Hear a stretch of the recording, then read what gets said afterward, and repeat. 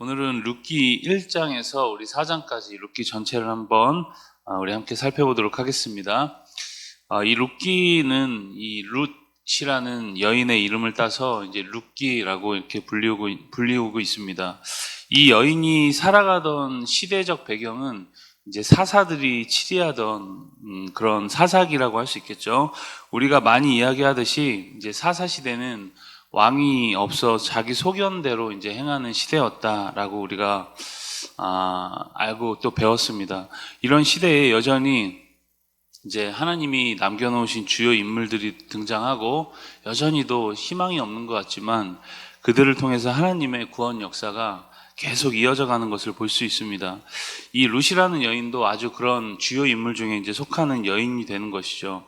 이 여인이 구원사에 있어서 얼마나 중요한 역할을 하고 있는지 오늘 이 룻기를 통해서 한번 살펴보도록 하겠습니다. 먼저 본문으로 들어가서 1장 1절에 보면 이 나옴이라는 여인이 등장하고 그 여인에게 이제 남편과 두 아들 그리고 며느리 둘이 함께 이렇게 살고 있었는데 남편과 두 아들이 다 죽어버리고 이제 며느리 둘과 이제 남게 됩니다. 굉장히 비참한 상황이 된 거죠. 이방 땅에서 이제 잘 살아보려고 애쓰던 나오미는 이제 비참한 일을 겪은 후에 다시 고향 땅인 베들레헴으로 이제 돌아오게 됩니다. 나오미는 더 이상 이제 이 며느리들에게 미래가 없기 때문에 며느리들을 이제 자신들이 살던 곳으로 이제 보내려고 하죠. 그런데 한 며느리는 갔고 룻은 끝까지 이제 어머니를 따라가겠다고 이제 이야기를 하게 됩니다. 16절에 보면 이제 시어머니를 따르겠다는 다짐과 함께 이제 어머니의 하나님이 이제 나의 하나님이 될 거라는 굉장히 수준 높은 이제 신앙 고백을 하게 되죠.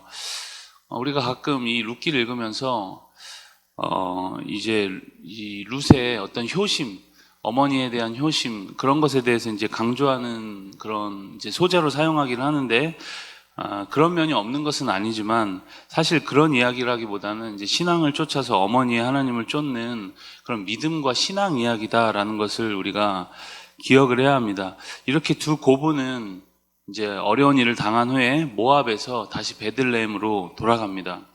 2장으로 가시면 아무것도 없이 이 베들레헴으로 귀향한 두 고부가 이제 굉장히 막막한 상황이죠. 그러나 이 보아스라는 인물이 등장함으로 인해서 그 가정에 이제 새로운 희망의 길이 열리게 됩니다. 보아스는 이제 죽은 남편 엘리멜렉의 이제 친족이었던 것이죠. 1절에 보니까 이제 보아스를 유력한 사람이다 그렇게 이야기를 합니다. 소위 말해서 이제 그 지방의 유지와 같은 사람이었던 것이죠. 부자였습니다.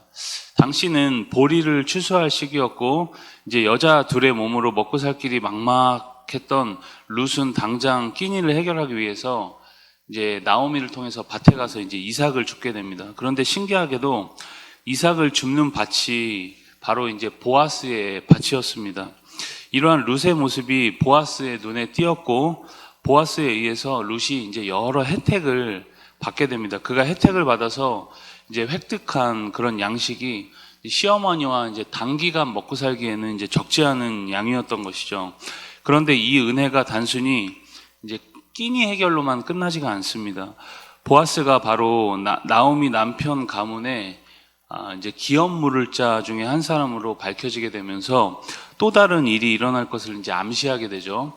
이방 땅에 가서 새로운 기대와 소망을 안고 그곳에서 잘 살길 원했던 이 나오미에게 고난이 닥치고 다시 회개하면서 고향 땅으로 돌아왔고 하나님을 붙잡고 나아가는 두 여인에게 또 다른 하나님의 은혜의 역사가 이제 준비되고 있음을 우리는 2장에서 볼 수 있습니다.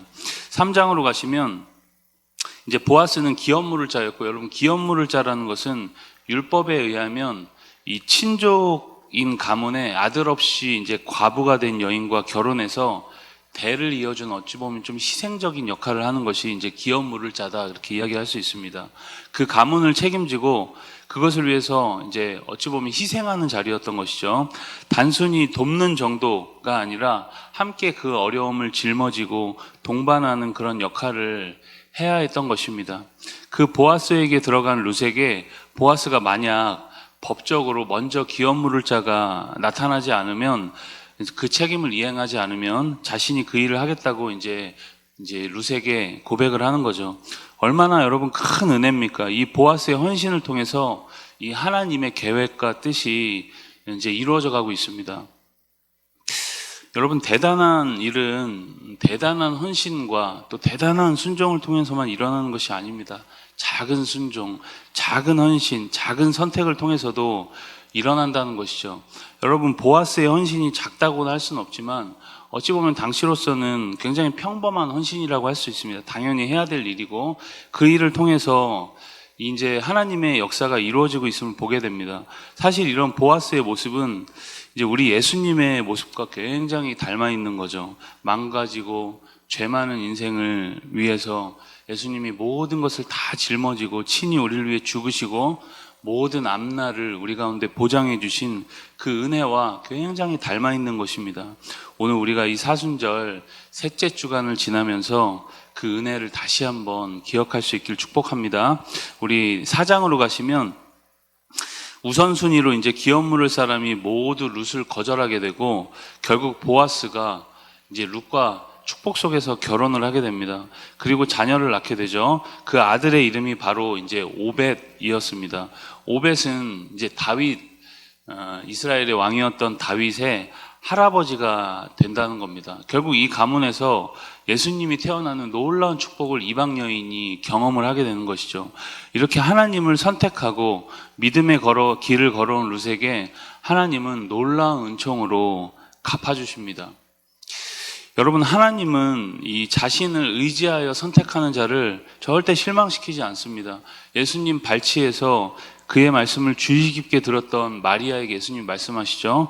마리아는 이 좋은 편을 택했으니 빼앗기지 아니하리라.